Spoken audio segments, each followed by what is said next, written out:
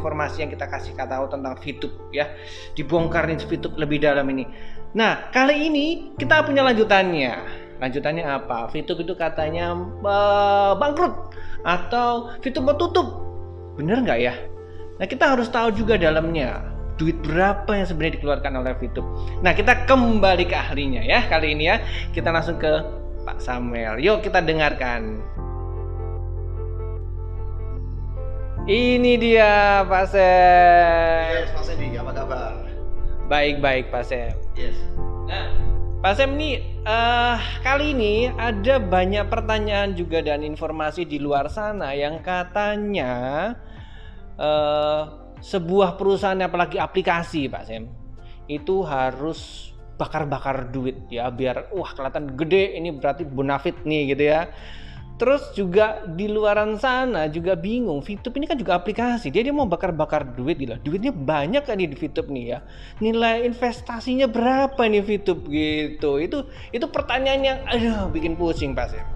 Oke, Pak Sandy, saya akan mencoba untuk menjelaskannya secara ringkas ya, tapi jelas. Dan ada beberapa juga referensi dari beberapa artikel yang saya akan sertakan di dalam YouTube channel kita. Yang pertama yang saya akan baca adalah sebuah berita yang mengatakan dari Today's Online yang mengatakan bahwa a cash burning era ends and investor seek profits. Artinya era di mana investor itu membakar-bakar duit itu sudah berakhir.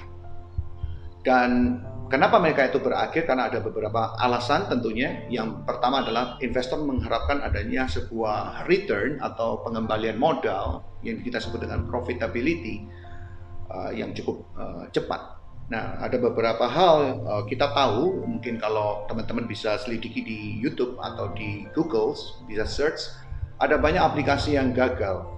Di tengah jalan mereka akhirnya collapse, termasuk Google. Ya, termasuk Google. Jadi Google ada bikin satu apps juga gagal di tengah jalan. Bayangkan ya, perusahaan yang sebesar itu pun bisa gagal. Nah, saya akan mencoba jelaskan, saya taruh dulu ini. Saya udah siapkan beberapa materi yang sudah ada saya tulis. Hal pertama yang saya pengen ceritakan atau sharing kepada teman-teman semua adalah apa sih burn rate?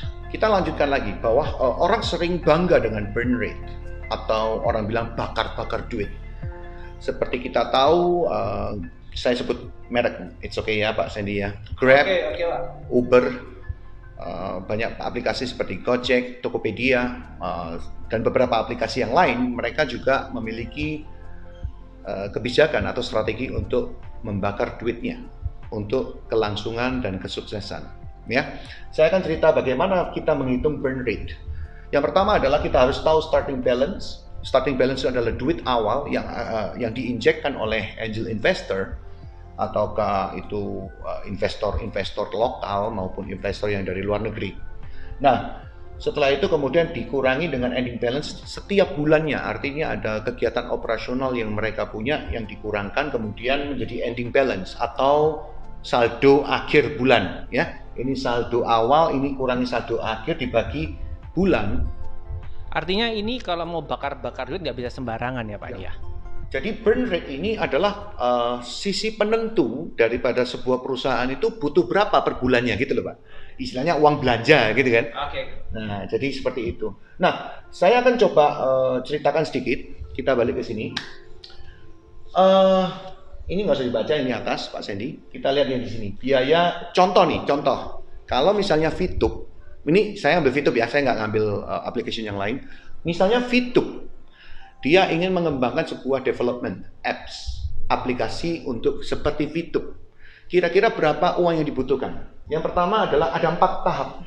4 tahap awal ini adalah tahap untuk mendevelop atau membangun application tersebut.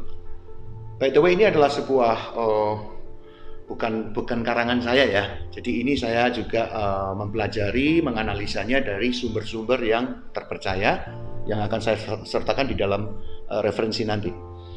Yang pertama adalah tentang development atau penemuan dan penelitian ya, research ya, dan finding. Bagaimana sebuah konsep aplikasi itu bisa ditemukan dulu dengan sebuah konsep, ide, dan desainnya seperti apa.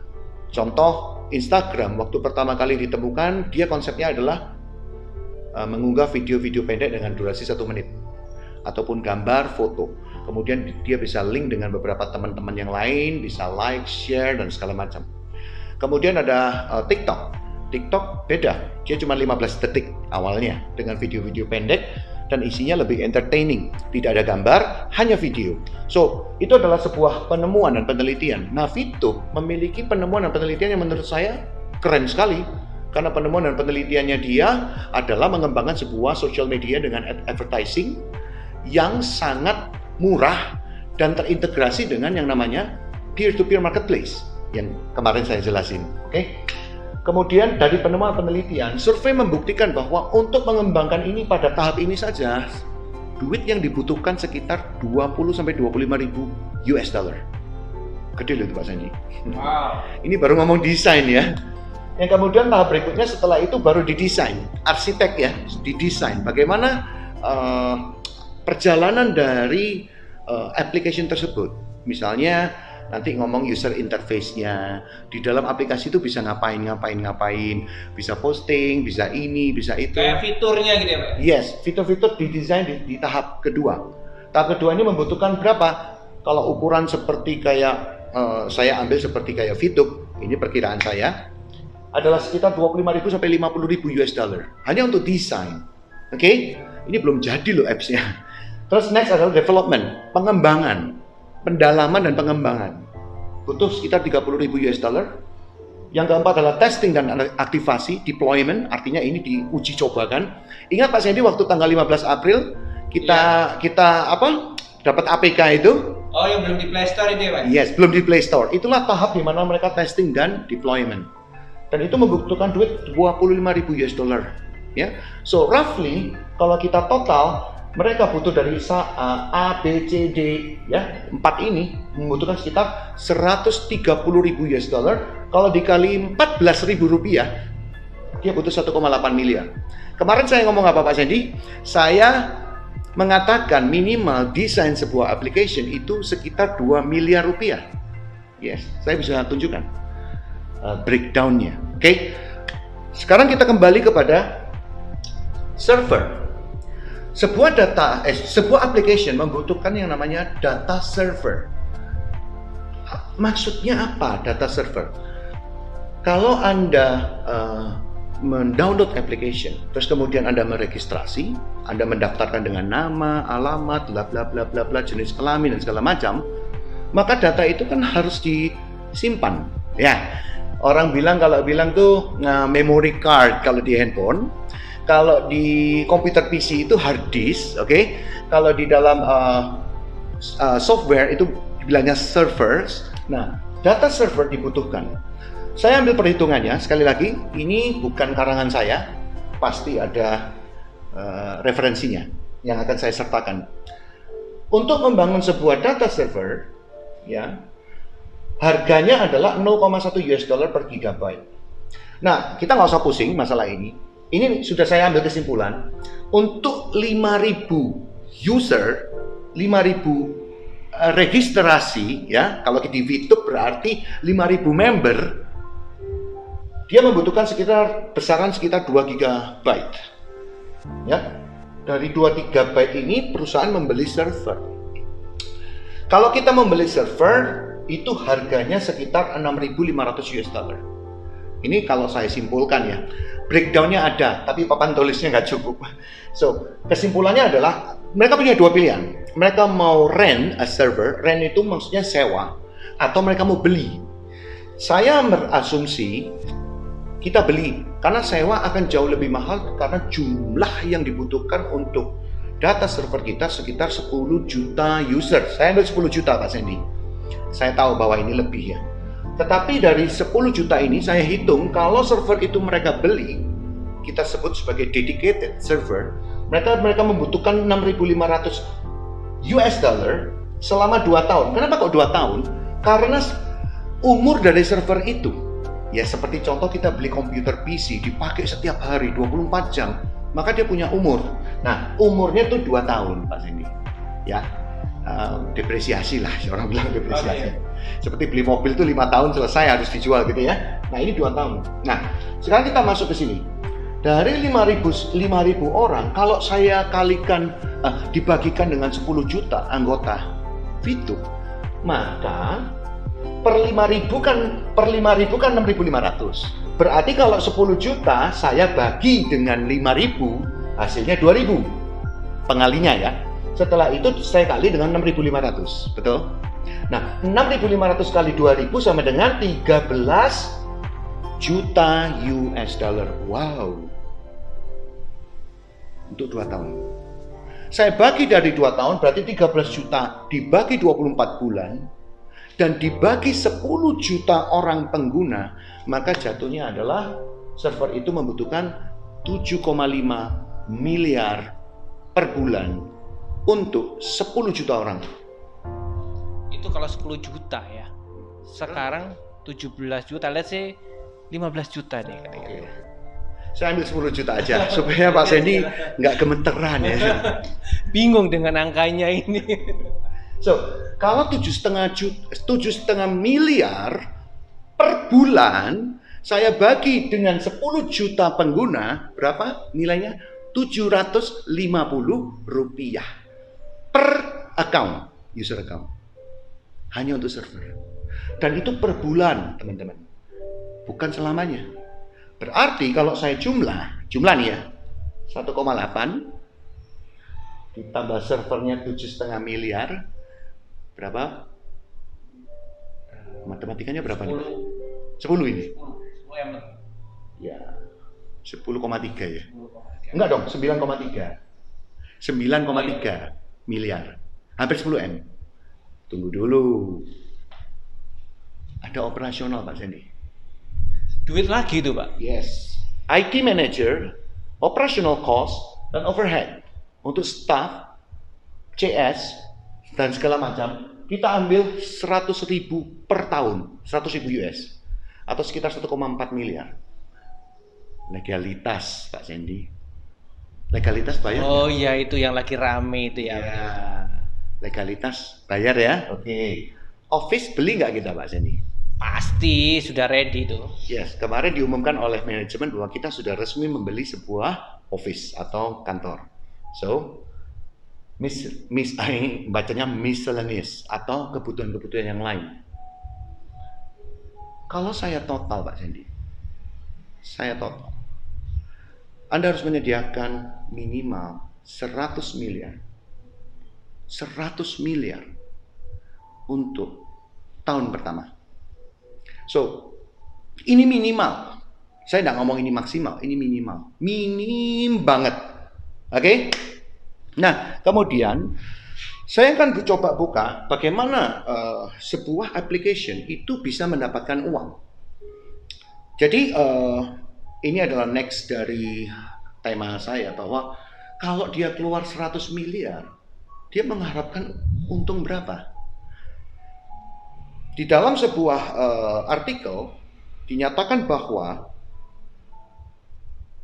waktu kita atau waktu developer dari application itu mendaftarkan dirinya di Google Play Store, ya Google Play Store itu yang kita di Android itu kan kita download dulu Pak, ya install download. Google Play Store setiap kita mendaftarkan satu application dia bayar 25 US dollar. Memang murah Pak. Murah. Satu apps masuk ke Play Store itu 25 US. Nah, seringkali harga 25 US ini yang diangkat-angkat, yang dijadikan bahan bully. Alah, cuman berapa? Duitnya cuman segitu aja, cuman 25 US dollar. Ada yang bilang, "Oh, alah berapa? Server itu loh murah. Server itu jam." Iya, server murah itu kalau untuk 100 orang. Kalau 10 juta itu beda. Nah, gitu ya. Oke. Dinyatakan di sini bahwa Google mengambil 30% dari total penghasilan yang dihasilkan oleh sebuah apps saat dia di-download. Ya, atau saat apps itu dipakai oleh usernya. 30% ini berapa? Nah, 70% dikasihkan ke developernya, yaitu VTube misalnya ya. VTube menerima 70%. Oke. Sekarang di sini berapa kira-kira nilai 70% yang diterima oleh VTube? Misalnya, VTube, saya ngomong VTube, saya nggak mau ngomong yang lain. Google memberikan kepada kita 70% dari total revenue atau pendapatan yang diperoleh melalui apps, download apps. Satu download diberikan 0,2 sampai 0,3 US dollar. 0,2 sampai 0,3 US dollar per satu kali download. Itu jatah 70% yang diberikan kepada developer, yaitu video. Pak Sandy, kita hitung 10 juta dikali 0,3. Berarti 300.000. Betul ya? 10 juta kali 0,3. Berarti kan nolnya hilang 1 kali 3 berarti 300.000. 300.000 US dollar. Kalau dibandingkan dengan ini berapa US dollar? 100 miliar ini. Oke? So, apakah cukup penghasilan dari video didapatkan dari jumlah download per download dari aplikasi di Google Play Store? Jawabannya tidak cukup. Oleh sebab itu, kalau kita ngomong perusahaan-perusahaan yang lain, mereka berusaha untuk mencari cara bagaimana supaya dia bisa dapat money come atau money in, bisa mendapatkan keuntungan. Salah satu cara terbaik mereka yang dipikirkan oleh mereka para application raksasa di luar sana adalah memperbesar jumlah users dan membentuk ekosistem. Sekali lagi saya katakan, ekosistem menjadi kata kunci utama untuk perkembangan sebuah apps. Ada banyak apps yang gagal, Pak Sandy. Kenapa? Karena mereka gagal membangun ekosistemnya. Tetapi di video saya katakan ini application yang menurut saya luar biasa. Application yang menurut saya ini pantas aja kita nih viral, Pak. Hanya dalam waktu 10 bulan ada 17 juta users yang tercatat mendownload application tersebut. Dari application yang di-download itu 17 juta kali, ingat ya Pak Sandy, setiap ada update, setiap kali ada pembaharuan, setiap kali ada maintenance, itu juga terhitung, Pak. Nah, itu yang disebut dengan 0,2 sampai 0,3, makanya ada range di situ. Makanya banyak application, kenapa mereka juga melakukan updates, bahkan aplikasi yang secanggih WhatsApp atau Telegram, 3 minggu sekali mereka melakukan updates. Update, dan update, karena dari situ duitnya. Salah satunya. Salah duanya adalah yang paling besar, dinyatakan di dalam artikel tersebut, pendapatan apps yang terbesar adalah dari advertising, iklan. Nah, VTube adalah sebuah platform sosial media yang memuat iklan. Dari iklan itulah kemudian VTube mendapatkan keuntungan. Banyak orang ngomong iklan-iklannya VTube itu palsu. Pak Sandy, saya tanya ya. Kalau Anda ngeluarin 100 miliar, oke, apakah Anda rela dimuati dengan iklan-iklan palsu? Enggak banget. Apalagi 100 miliar itu bukan uang kecil. Itu gimana mau masa? Berarti kan saya akan mempertaruhkan 100 miliar dengan iklan palsu gitu kan ceritanya. So, banyak haters, banyak orang-orang yang mengatakan bahwa VTube ini bullshit atau omong kosong.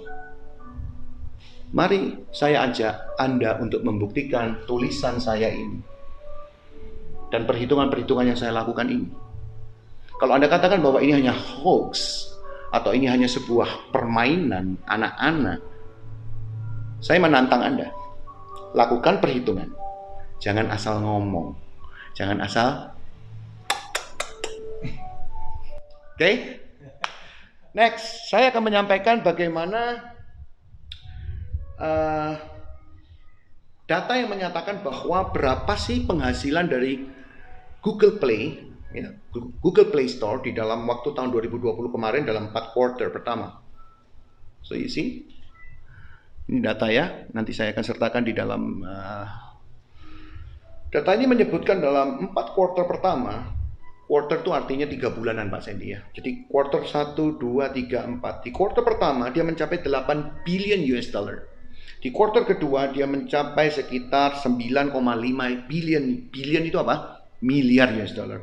8, 9, anggap aja 10, 10. Berarti berapa? 20 tambah 17. 37 miliar US dollar didapatkan oleh Google melalui downloadan ini loh. Yes. Nah, kalau Anda katakan bahwa perusahaan application itu tidak memiliki keuntungan, saya pikir Anda kurang baca. Ya, kurang baca dan kurang mempelajari. Saya berkata begini, kalau VTube ini yang saya sungguh kesal ya. Ya, saya nggak tahu dengan teman-teman yang lain. Di saat ada orang ngomong bahwa, nah rasain kan, VTube udah tutup kan, VTube udah ditutup, udah nggak ada di Google Play Store, udah nggak ada ini, udah dikatakan ilegal, ditutup secara resmi oleh Kemenkominfo, bla bla bla bla bla bla bla bla bla bla bla bla bla bla bla. Teman-teman, yang saya sebut dengan biaya-biaya ini, itu VTube harus keluarkan di awal, bukan di akhir. Coba kita berlogika. Apakah sebuah perusahaan yang mengeluarkan minimal dengan dana 100 miliar rupiah akan menyerah begitu saja dengan rumor-rumor, gosip-gosip yang beredar di sana? Silakan Anda jawab. So, kalau saya katakan hari ini, apa yang saya jelaskan malam ini, semoga memberikan pencerahan kepada Anda semua. Saya nggak peduli Anda haters, atau Anda VTubers, atau Anda yang belum join di VTube sekalipun. Bahwa VTube akan muncul dengan versi 3.0 dalam waktu yang sangat dekat. Dan legalitasnya 100% fix. Selesai. So, what do you think? Apa yang Anda mau lakukan? Masih mau menunggu? Masih merasa ragu? Atau masih berdiam diri? Atau masih bingung? Mendengarkan banyak sekali ocehan dan hal yang negatif? Buka pikiranmu. Buka analisamu. Saya menjabarkan ini. Ini baru sebagian yang saya mau katakan. Tapi saya percaya kita semua punya kemampuan untuk melakukan analisa ini. Dan saya mengundang Anda semua untuk join di VTube 3.0 dan kita masuki fase yang kedua, yaitu e-commerce. Saya Semilianto, salam Gateli.